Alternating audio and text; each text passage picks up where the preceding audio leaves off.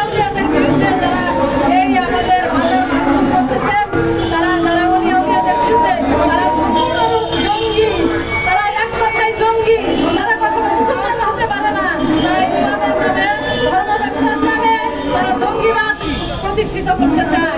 এই জঙ্গিবাদ কোথায় থেকে আসলো? এই জঙ্গিবাদ সালাফি, এই কথিত আমলে হাদিস, এই আমলে হাদিস, এই কথিত হিজবুত তাহরীর আর কথিত এই আমাদের আনসারুল্লাহ বাংলা টিম যারা জেলে ছিলেন, তারা জেল থেকে জেল পলাতক আসামি, এরা বেরিয়ে ওলিয়াদের পিছনে লেগেছে। প্রতিটা দফা আজ পর্যন্ত 20-22টা দফা তারা বেরিয়েছে। আমার মুর্শিদের শাসক নেতা সাহেবের এই একজন কবি লেখক সাংবাদিক ছিলেন, তার মাঝে একদম ভেঙে একাকার করে দিয়েছে। আর কিছু নাই, এমনকি গাছপালা আর প্রত্যেকটা ওলি আউলিয়ার মাজার যাতে না ভাঙে, এই আমরা বর্তমান